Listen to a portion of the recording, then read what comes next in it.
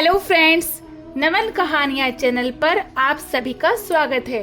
तो आज की कहानी का शीर्षक है साधु और फांसी का फंदा। मनुष्य के जीवन में समय का बड़ा ही महत्व होता है। समय सबसे ज्यादा बलवान होता है। वक्त किसी को राजा और किसी को रंक कभी भी बना सकता है। वक्त किसी के लिए रुकता नहीं। एक बार की बात है कि एक साधु को गुरु नानक देव जी के साथ रहने का सौभाग्य प्राप्त हुआ। वह साधु भेष को बहुत महत्व देते थे। उनको वास्तव में गुरु और नाम पर कोई विश्वास नहीं था। एक दिन उसने कहा कि मुझे कोई ऐसा महात्मा बताओ जिसकी मैं संगति कर सकूं।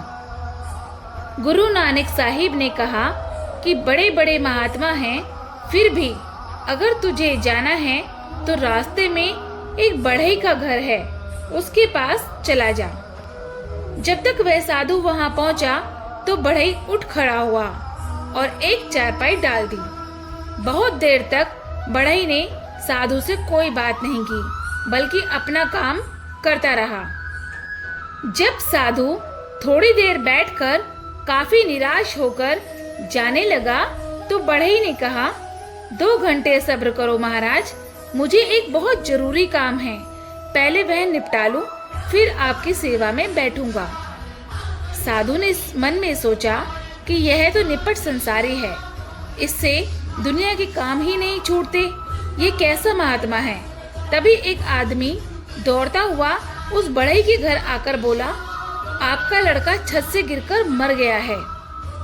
इस बात को सुनकर बढ़ई जरा भी नहीं घबराया और शांति पूर्वक बोला, सब मालिक की मर्जी है। दाह संस्कार के बाद और आए हुए लोगों से विदा मांगते हुए वह बढ़ई साधु के पास आया। साधु उस बढ़ई से कहने लगा, जब आपको इन सब बातों का पता था तब आपने अपने लड़के को गिरने से क्यों नहीं बचाया।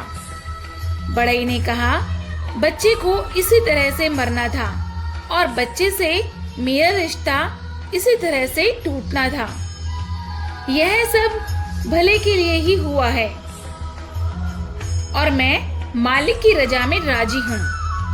इस पर साधु ने कहा, जरूर तेरे बेटे के साथ तेरी दुश्मनी थी, तू बेटे को अपने पास नहीं रखना चाहता था। यह सब कहकर साधु वहाँ से नाराज होकर जाने लगा। तो बढ़ई ने साधु से कहा, तुम मुझे क्या कहते हो, आज से 8वें दिन तुम खुद फांसी पर लटक कर मरोगे।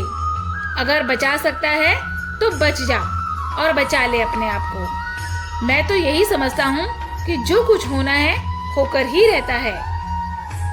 अब साधु को चिंता हो गई कि कहीं मेरे साथ भी ऐसा ही ना हो जाए। साधु ने सोचा कि इस पेड़ से बहुत दूर चला जाऊंगा तो इससे फांसी लगने का सवाल ही पैदा नहीं होगा।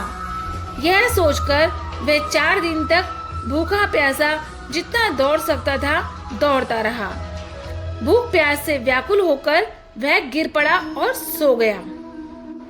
जब उठा तो दिशा का ख्याल ही नहीं रहा और वापस उसी ओर दौड़ने लगा जिस ओर से आया था।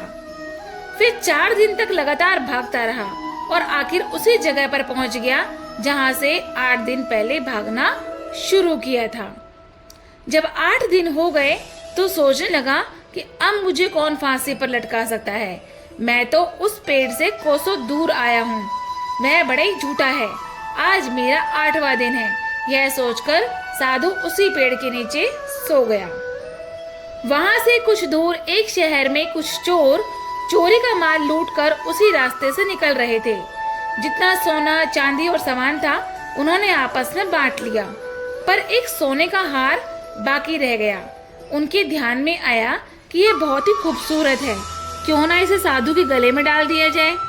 यह सोचकर वह हार उन्होंने सोए हुए साधु के गले में डाल दिया और वहां से भाग गए। जब दिन निकला तो सिपाहियों ने उस साधु को पकड़ लिया और राजा के पास ले गए। राजा ने साधु के बयान लिए बिना ही उसे फांसी की सजा सुना दी और कहा, इसे उसी पेड़ से लटकाकर फांसी दे दी जाए जहाँ पर यह सो रहा था। उस साधु से पूछा गया, यदि तुम्हें किसी से मिलना हो तो बताओ। साधु ने कहा, इस गांव में एक बढ़ई रहता है, मुझे उससे मिलना है। उस बढ़ई को बुलाया गया। जब तक वह आया तो साधु बोला, आप ठीक कहते थे, होने को कोई नहीं टाल सकता। अब सामने वही पेड़ है, वही मैं हूँ और फांसी का हुक्म हो चुका है। कृपा करके मुझे बचा लीजिए, मैं सारी उम्र आपका एहसान नहीं भूलूंगा। बढ़ई ने कहा, मैं अपने सतगुरु नानक साहिब का सिमरन करता हूँ और मुझे आशा है कि वह मेरी विनती जरूर सुनेंगे। थोड़ी देर में ही खबर आई कि असली चोर पकड़े गए हैं। उन चोरों ने चोरी का सारा माल भी वापस दे दिया है और राजा ने उस साधु को छोड़ दिया। साधु बढ़ई के घर पहुंचा और उनसे शिक्षा दीक्षा लेकर उनका सच्चा सेवक बन गया।